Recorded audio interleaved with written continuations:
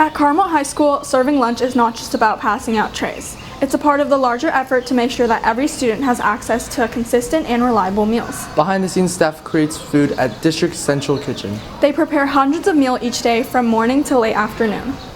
The process starts early in the morning, long before school starts. Staff arrives at 4:30 a.m. to begin preparing meals for schools across the district.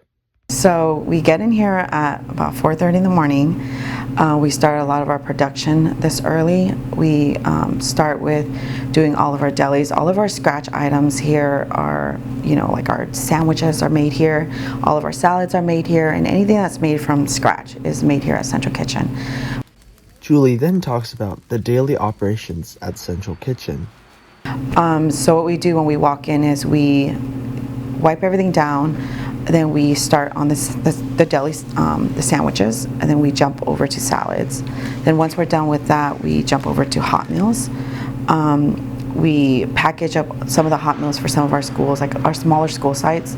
Some of them don't do it in-house, so we do it here. And then we also vend some meals, so we also do that here at CK. Salads are prepped fresh as part of the daily production process. The process starts with fresh ingredients that are washed and cut the day before.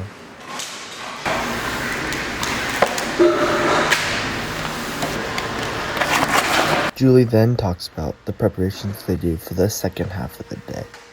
And then we get into prep. Prep is just prepping any produce, like talking about cooking our scratch item. Like this week we're doing a baked potatoes with chili, and so you guys saw earlier this morning he was cooking up the chilies.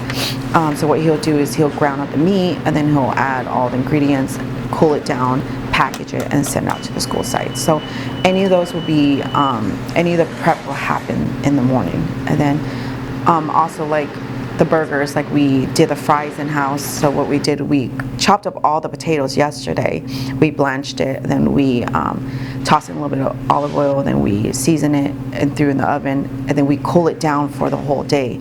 And then the next day what we do is we package everything up and we can seal it while it's not hot.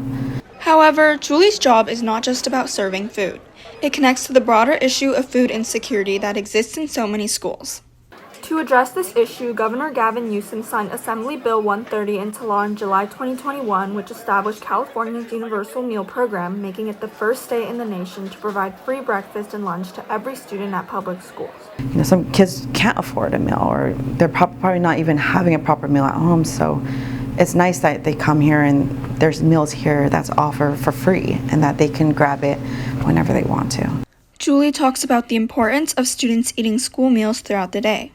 Food is what's going to give you energy, is what's going to get you going for the day. Skipping breakfast, skipping lunch, you're not going to be 100% focused in school. I mean, we all know that the nutrition is very important for every kid to eat, but a starving kid is not gonna help them.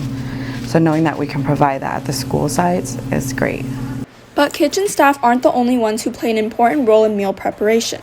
Sandra Jonady, the Director of Food Services for the Sequoia Union High School District, makes sure that all schools are following USDA and state regulations so that students have access to safe and healthy food. Hungry students can't learn. It's been proven time and time again.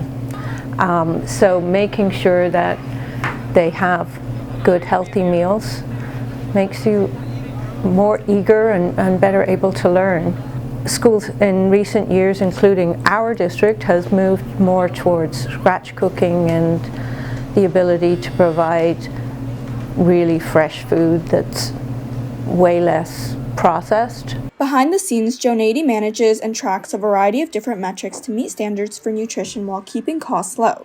She only gets 45 cents from the USDA to serve more than 950 lunches each day at Carlmont. Portion size, etc., sugar content, fat content, calorie counts. They're all the things that I have to operate within.